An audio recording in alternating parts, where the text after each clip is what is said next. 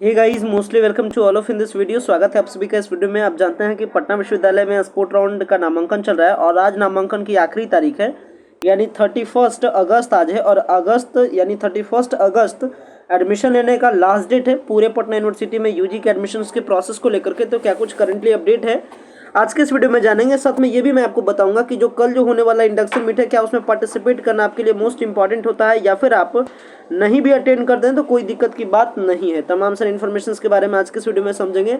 Information को clear करने के लिए हम लोग कई सारे पेपर्स का भी माध्यम के सहारा लेंगे, जिसमें हम लोग लेंगे दैनिक भास्कर के पेपर का। साथ में इंडक्शन मीट को लेकर के बहुत सारी इंपॉर्टेंट अपडेट आया है जो कि आपका है प्रभात खबर के पेपर में। तो तमाम सारे इन्फॉर्मेशन के बारे में आज के इस वीडियो में कंक्लूड करेंगे। सो गाइज, अगर चैनल पे आप पहली बार विजिट किए तो चैनल को सब्सक्राइब कीजिएगा ताकि फर्दर फ्यूचर तमाम सारे अपडेट आपको टू द टाइम मिल सके। वीडियो आपको पसंद है तो वीडियो को लाइक भी जरूर कीजिएगा। चलिए चलते हैं पेपर के कटिंग पे और देखते हैं दैनिक भास्कर के पेपर में के अपडेट में क्या कुछ आपके लिए इंपॉर्टेंट पॉइंट्स बताया गया है। सो देखते हैं क्या कुछ पेपर में मेंशन किया गया है। यहाँ देखिए बताया गया, मिशन एडमिशन सबसे ज्यादा मगध महिला कॉलेज में, सबसे कम साइंस कॉलेज में। इस तरीके का एक हेडलाइन बनाया गया है और बताया जा रहा है कि पीयू स्पोर्ट राउंड में 89 छात्रों ने लिया दाखिला, आज तक ही होगा नामांकन। ये बहुत ही इंपॉर्टेंट पॉइंट बताया गया है कि जो नामांकन है वो आपका आज तक ही होगा नामांकन। ये बहुत ही कह सकते हैं इंपॉर्टेंट पॉइंट है स्टूडेंट्स के बीच में। हालांकि इस इंपॉर्टेंट पॉइंट्स का क्या कुछ आप पे असर होगा ये भी बात आप जान रहे हैं। चलिए पढ़ते हैं रिपोर्ट को, क्या कुछ रिपोर्ट में बताया गया। देखिए बताया जा रहा है कि पटना विश्वविद्यालय में स्नातक में वोकेशनल और सामान्य कोर्सेज में नामांकन के लिए स्पोर्ट राउंड के तहत नामांकन मंगलवार से एग्जैक्टली शुरू हो गया है और पहले दिन 89 छात्रों ने नामांकन कराया। अगर नामांकन के बारे में बात की जाए तो बीएन कॉलेज में सामान्य कोर्स में 20, वोकेशनल कोर्स में 1, मगध महिला कॉलेज में 20, वोकेशनल कोर्स में 9, पटना साइंस कॉलेज में सामान्य कोर्स में 6 और वोकेशनल कोर्स में 1, पटना कॉलेज में सामान्य कोर्स में 13, वोकेशनल कोर्स में 4, वाणिज्य कॉलेज में सामान्य कोर्स में 8 व वोकेशनल कोर्स में 7 छात्रों ने नामांकन कराया।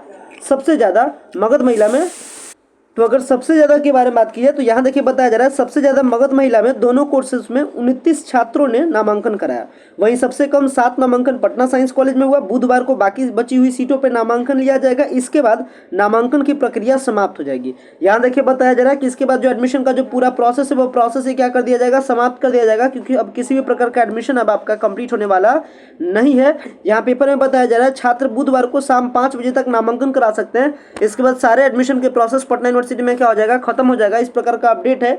साथ में यह भी बताया जा रहा है कि 1-2 को इंडक्शन, 2 से शुरू होंगी कक्षाएं। बता दें कि रविवार को नामांकन के लिए पोर्टल खोला गया था जिसमें 1800 छात्रों ने चॉइस फिलिंग किया था।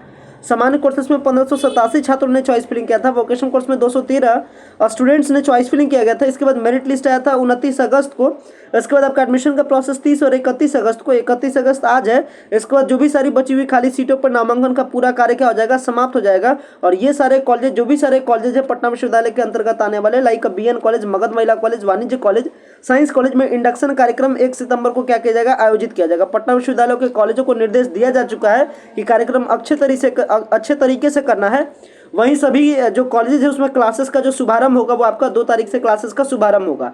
आप एक नज़र में यहाँ से देख सकते हैं कितना कहाँ एडमिशन हुआ। सबसे मैक्सिमम एडमिशन कहाँ हुआ तो मगध महिला कॉलेज में। और अगर सबसे मिनिमम एडमिशन के बारे में बात किया तो पटना साइंस कॉलेज में मिनिमम एडमिशन हुआ। हालांकि आप जानते हैं कि सीटों के अलॉटमेंट में 239 रेगुलर कोर्सेज के लिए अलॉटमेंट आया था और आप उसमें जोड़ सकते हैं लगभग, तकरीबन आप इसे सब्ट्रैक्ट कर दिए तो लगभग आप पाइएगा कि लगभग 60 सीटों पर नामांकन आपका कल कंप्लीट हुआ है। और आज भी उम्मीद है कि आज भी आपका 60 से 80 सीटों पर नामांकन होगा।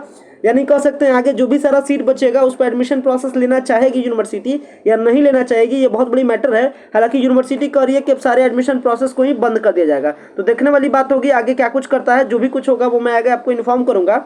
चलते हैं थोड़ी सी इंडक्शन मीट के बारे में बात करते हैं कि क्या इंडक्शन मीट में आपको पार्टिसिपेट करना मोस्ट इंपॉर्टेंट है या नहीं है।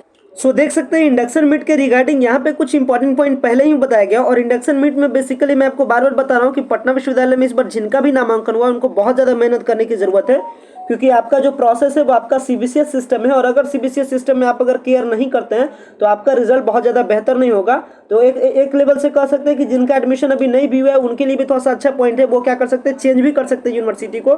पटना यूनिवर्सिटी की जगह पाटलिपुत्र यूनिवर्सिटी भी जा सकते हैं, क्योंकि पाटलिपुत्र यूनिवर्सिटी में अभी फिलहाल में आपका सीबीसीएस सिस्टम नहीं है। इस बार तक पाटलिपुत्र यूनिवर्सिटी में पार्ट 1 पार्ट 2 का ही सिस्टम है।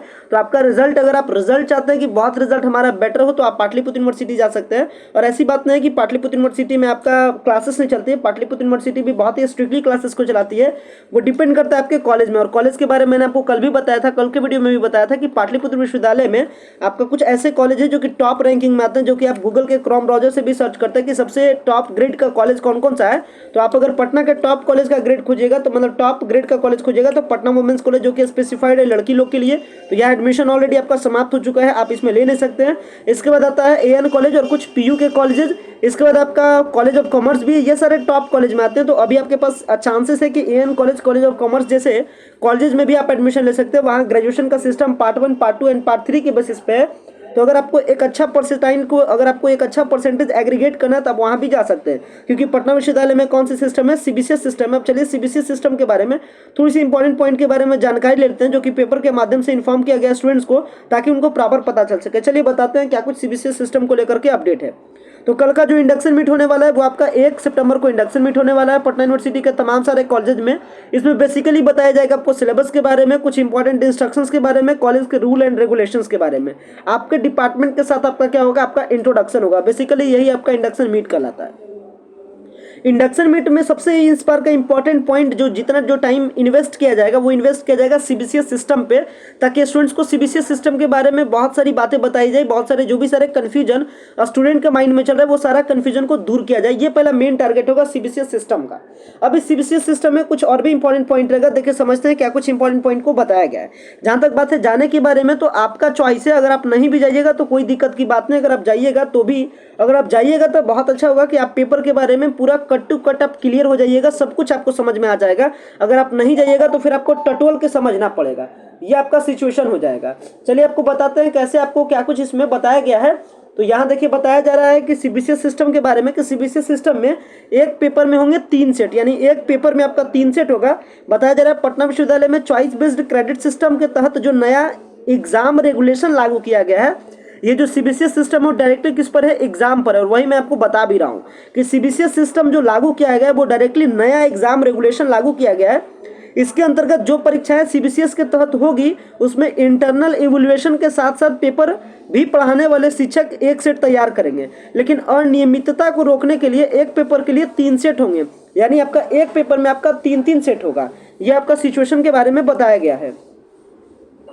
तो मेनली अगर CBCS सिस्टम के बारे में बात किया तो CBCS सिस्टम का मेन फोकस होता है आपके स्टडी को इम्प्रूव करने के लिए। इसके लिए एग्जामिनेशन बहुत ही फैक्टर पर डिपेंड करता है। आपका इंटर एवोल्यूशन मतलब आपका इंटरनल बेसिस पे, फिर आपका एग्जाम के बेसिस पे, पेपर के बेसिस पे। तो ऑल ओवर आपको इंडक्शन मीट में CBCS सिस्टम के बारे में बहुत ज़्यादा बेहतर रूप से समझाया जाएगा। और इसमें देखिए बताया भी जा रहा है कि CBCS के तहत जो परीक्षाएं होगी उसके लिए प्रश्न भी संबंधित विषय के शिक्षक ही सेट करेंगे, यानी जो क्वेश्चन आपका सेट करेगा, जो आपको टीचर पढ़ाएंगे वही आपका क्वेश्चन सेट भी करेंगे। और कुल 3 सेट होंगे, तीनों में काफ़ी अंतर होगा, कौन सा सेट किसको मिलेगा या किसी को भी पता नहीं है। तो ऑल ओवर कह सकते हैं कि बहुत ज़्यादा आपका एग्जाम पे फोकस होगा, साथ में फोकस होगा आपके कुछ एडिशनल सब्जेक्ट में भी। देखिए बताया जा रहा है छात्र पढ़ेंगे कई अतिरिक्त विषय। देखिए बताया जा रहा है CBCS के तहत छात्र कई अतिरिक्त विषय पढ़ेंगे। इसमें पर्यावरण विज्ञान, कंप्यूटर, हिंदी व अंग्रेजी में से कोई एक विषय, स्किल डेवलपमेंट के विषय प्रमुख हैं, जिसमें आपका आर्ट्स एंड कल्चर आता है, योगा आता है, बहुत सारे आपको एक्स्ट्रा भी पेपर्स दिया जाता है।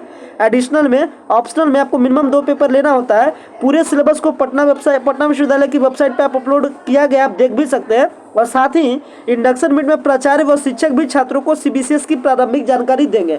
बाकी जैसे जैसे क्लासेस चलेगा आपको जानकारी मिलेगा। तो ऑल ओवर कहा जाए तो CBCS सिस्टम आपके लिए बिल्कुल नया है। आप सोच समझ करके इसमें समझिए कि आप कहिए कि हाथ डालिए, क्योंकि अगर आप चाहते हैं परसेंटेज के बारे में, तो परसेंटेज आपको पटना विश्वविद्यालय में इस बार अच्छे परसेंटेज आने की उम्मीद थोड़ी सी कम है। वहीं आपको पाटलिपुत्र विश्वविद्यालय में अच्छे परसेंटेज की बहुत ज़्यादा आसार है, क्योंकि पाटलिपुत्र यूनिवर्सिटी नई यूनिवर्सिटी है और एक अच्छा खासा परसेंटेज अभी प्रोवाइड कर रही है बच्चों को। तो बहुत ज़्यादा बच्चों का रुझान अभी तक पाटलिपुत्र यूनिवर्सिटी की तरफ बहुत सारे बच्चों का रुझान गया है। तो अगर आप भी अगर पटना यूनिवर्सिटी के एडमिशन के लिए परेशान थे और अगर आपका एडमिशन नहीं हो रहा है तो आप पाटलिपुत्र विश्वविद्यालय में भी शिफ्ट कर सकते हैं।